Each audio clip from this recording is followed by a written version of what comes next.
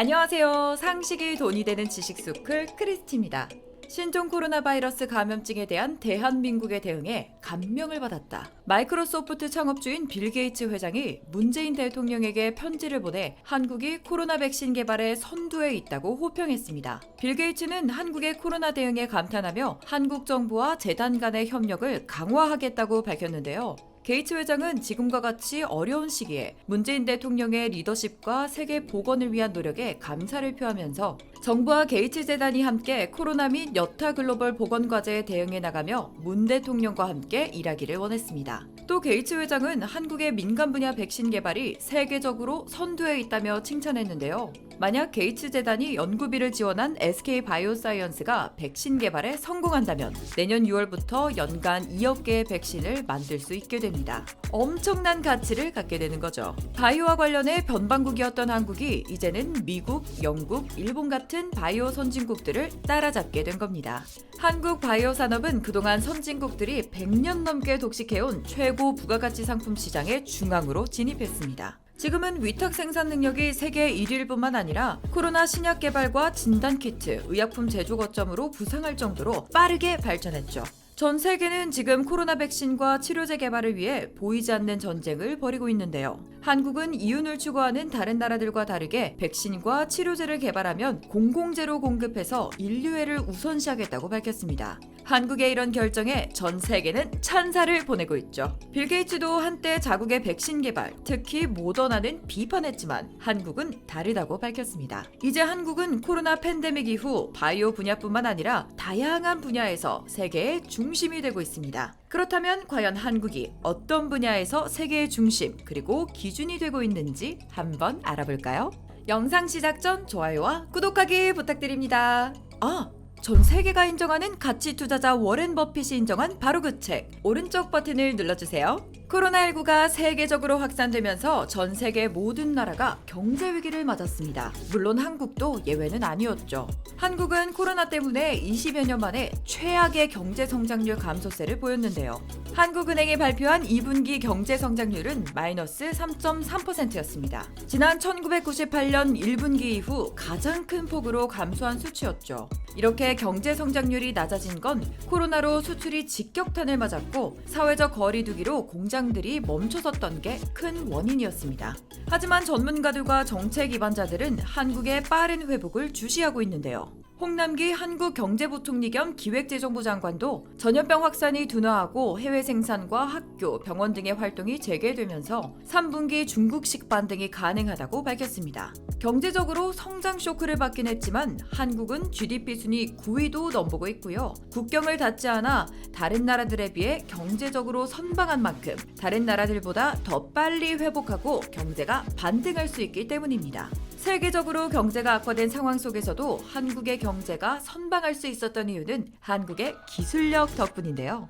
한국은 TV와 반도체, 디스플레이 같은 제조업 강국입니다. 세계에서 한국 제품만 찾을 정도로 한국 제품들이 뛰어나다 보니 지금 같은 시기에도 다른 나라에 비해 경제적으로 선방할 수 있었던 겁니다. 게다가 한국은 전 세계 경제가 침체된데도 불구하고 설비 투자를 최고 수준으로 끌어올린 것도 한몫했는데요. 그리고 수준 높은 IT 기술도 우리 경제를 지키는데 일조했습니다. 코로나를 추적하고 빠르게 바이오 강국으로 올라설 수 있었던 배경이 한국의 높은 첨단 IT 기술 덕분이었기 때문입니다. 한국은 IT 기술과 데이터 분석을 통해 코로나 확산세를 파악했는데요. 또한 드라이브스루 같은 혁신적인 검사 기법과 빠른 PCR 검사를 통해 감염병을 잘 대처할 수 있었죠. 지금 한국은 코로나19와의 전쟁에서 전 세계 그 어느 나라보다 앞서가고 있습니다. 그런 만큼 외국 기업들도 더더욱 한국으로 몰려오고 있는데요. 미국에서도 한국과의 경제 협력을 더 확대하고 싶어하고 그 외의 수많은 나라에서도 한국에게 배우고 싶어합니다. 한국처럼 얼른 코로나와의 전쟁에서 이겨나가 경제를 회복하기 위해서입니다. 게다가 우리 정부는 전 세계적으로 찬사를 받는 K-방역을 국제 모델로 만들기 위해 18개 분야에서 ISO 국제표준화를 추진하고 있는데요. 감염병 진단기업과 선별진료소 운영 시스템, 역학과 추적, 그리고 격리 및 치료까지 K-방역 모델을 구축하며 세계적으로 국격을 더 높이고 있습니다. 실제로 캐나다와 독일, 이탈리아, 아프리카의 르완다 등 많은 국가에서는 한국의 K-방역을 참고해 각 나라에 맞는 가이드라인을 제작하고 있습니다. 미래를 내다보고 싶다면, 뒤돌아보는 게 아니라 앞으로 나아가고 싶다면 한국에 주목하라. 한국은 이제 K-방역에 이어 K-통상까지 주도하며 전 세계의 연대와 협력을 강화하는 데 일조하고 있습니다. K-통상 전략은 코로나 이후 탈세계화, 디지털 전환, 공급망 재편 등 급속한 통상 질서 변화에 선제적으로 대응하기 위한 전략인데요. 한국은 K-방역으로 높아진 국격을 활용해 전 세계의 연대와 협력의 통상 질서를 선도하고 있습니다. 지구촌에 한국의 영향력을 확대해 나가는 분야가 하나 더 있는데요. 바로 다양한 국제기구입니다. 우리나라는 2020년 현재 UN 분담률 11위인 국가인데다가 UN 이외에도 수많은 국제기구에서 활약하고 있습니다. 정부는 증대된 분담금 규모에 상응하는 국제적 위상을 확보하기 위해 각종 국제기구에 한국인 인력 진출 확대를 적극적으로 추진하고 있습니다. 실제로 우리 국민의 국제기구 진출은 1999년 이래 꾸준히 늘고 있습니다.